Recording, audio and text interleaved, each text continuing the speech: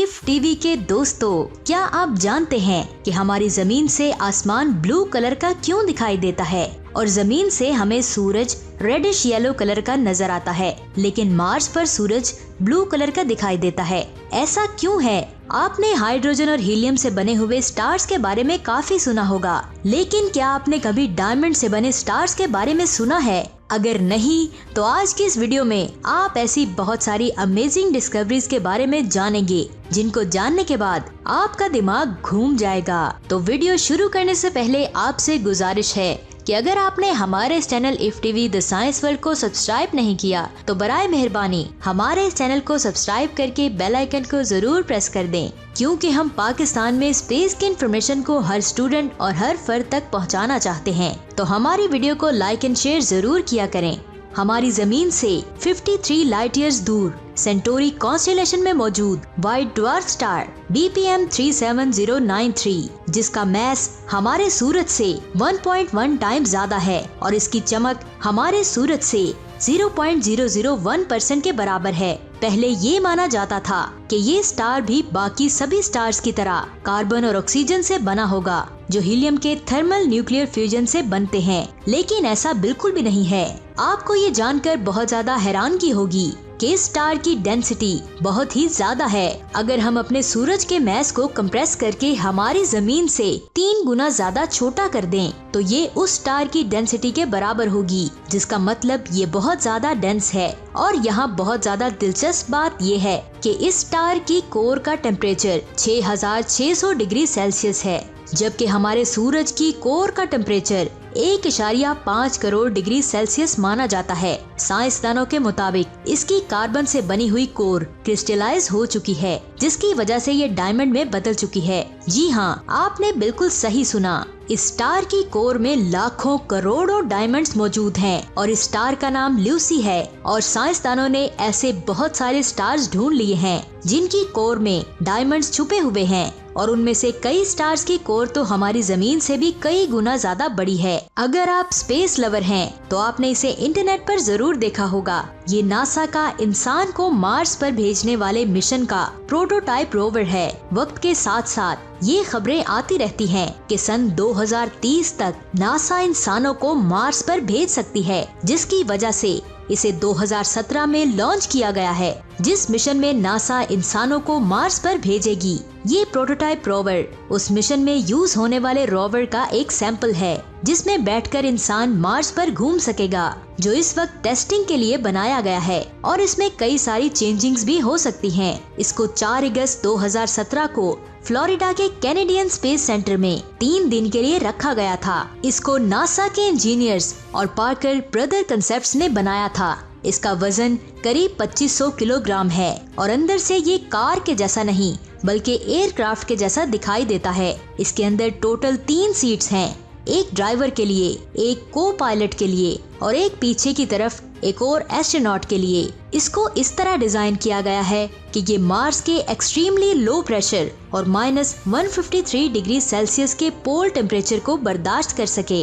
इसके आगे की तरफ ब्लू कलर की लाइट्स लगी हुई हैं, लेकिन एक सेकंड रुकें, ब्लू कलर की लाइट ही क्यों लगाई गई है? यहाँ हमारी जमीन पर तो रेड या येलो कलर की लाइट का इस्तेमाल किया जाता है, लेकिन मार्स पर ब्लू कलर ही क्यों? यहाँ मैं आपको बहुत ही इंटरेस्टिंग बात बताती हूँ। हमारी जमीन, जिसे ब्लू प्लेनेट कहा जाता है, यहाँ पर सनसेट येलो या रेड कलर का होता है, लेकिन वहीं पर मार्स, जिसको हम रेड प्लेनेट कहते हैं, वहाँ पर सनसेट का कलर ब्लू होता है। असल में होता ये है कि जब सूरज की किरणें जमीन के एटमॉस्फेयर में से गुजरती हैं, तो ये इसके एटमॉस्फेयर में मौजूद डस्ट पार्टिकल से टकराती हैं। रेड, ऑरेंज और येलो कलर की लाइट, जिनकी वेवलेंथ ज्यादा लंबी होती है, वो आसानी से इन डस्ट पार्टिकल से गुजर जाती है और हमारी आंखों से टकरा जाती है, जिसकी वजह से हमें सूरज रेडिश येलो कलर का नजर आता है। जबकि ब्लू कलर की लाइट रेज की वेवलेंथ छोटी होने की वजह से ये रिफ्लेक्ट हो जाती है और इसकी वजह से आसमान हमें नीले रंग का नजर आता है।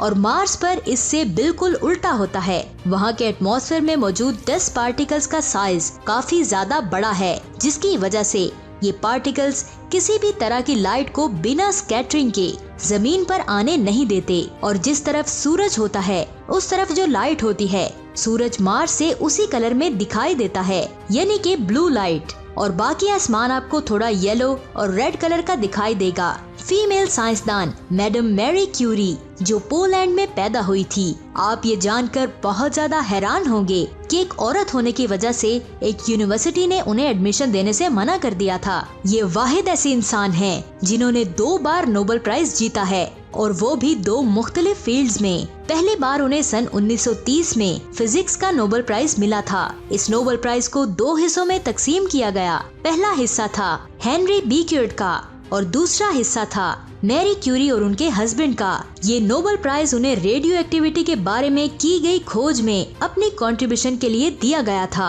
दूसरा नोबेल प्राइज मैरी क्यूरी को सन 1911 में केमिस्ट्री में मिला था। ये नोबेल प्राइज उन्हें रेडियम और पोलोनियम की डिस्कवरी पर मिला था। और मार्च 2020 में रेडियो एक्टिव नाम का एक ड्रामा यूके में रिलीज किया गया है जिसमें मैरी क्यूरी की बायोग्राफी दिखाई गई है। इसको मर्जैन सैट्रैपी ने डायरेक्ट किया है और इसमें मैरी क्यूरी का रोल रोज़ामेंड पाइक ने किया है। अब मैं बात करूंगी स्पेस में उगने वाले पहले फूल के बारे में। इस फूल का नाम था जिनिया और ये 16 जनवरी 2016 को खिला था। इसको हमारी जमीन के गिर्द घूमने वाले नासा के इंटरनेशनल स्पेस स्टेशन में उगाया गया था। ये फूल जमीन पर 60 दिनों में उगता है और जरा सोचिए स्पेस में कितना ज्यादा टाइम लगा होगा इसको उगने में, जो साइंसदानों के लिए एक बहुत बड़ा चैलेंज था।